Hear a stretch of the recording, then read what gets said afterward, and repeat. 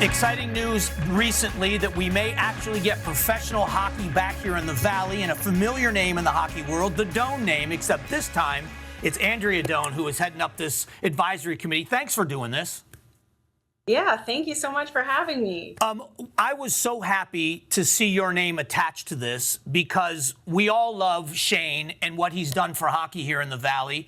But to have your family attached to this, it really does give us hope that this is going to be something that's great for the Valley. Can you talk about why you're doing this?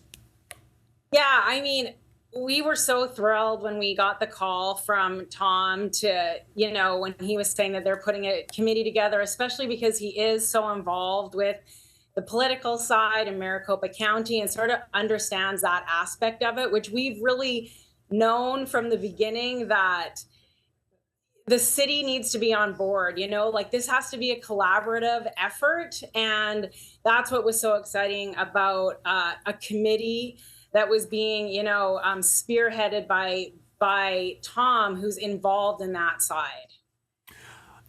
This Valley has shown a love for hockey. When those teams were playing so well, your husband has always been such an icon in sports here. The game of hockey has really been embraced by the Valley. It just seems like the ownership, we could never get enough stability long term to make it grow the way it needed to.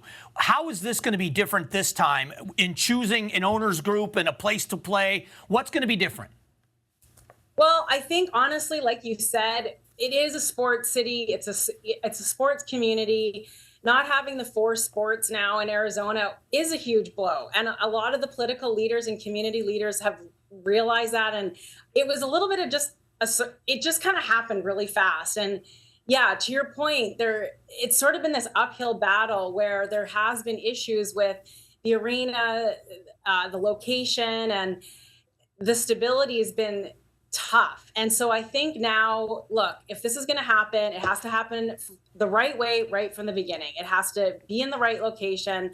The ownership group and the stability and the understanding of what goes into sports franchise, specifically hockey. Yes, it has to be understood right from the beginning, and the collaboration with other sports, like community leaders, the grassroots supporters.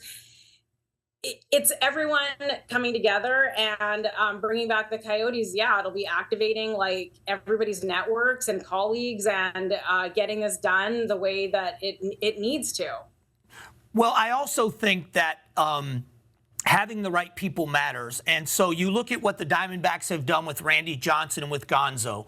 Steve Nash is now back with the Suns. These are people that love the sport, but they love the Valley and they are loved by the Valley. Well, the Doan family fits in that perfectly. You love the sport, you know the game, but this Valley loves you. And to have you be a part of this, I think, is instrumental.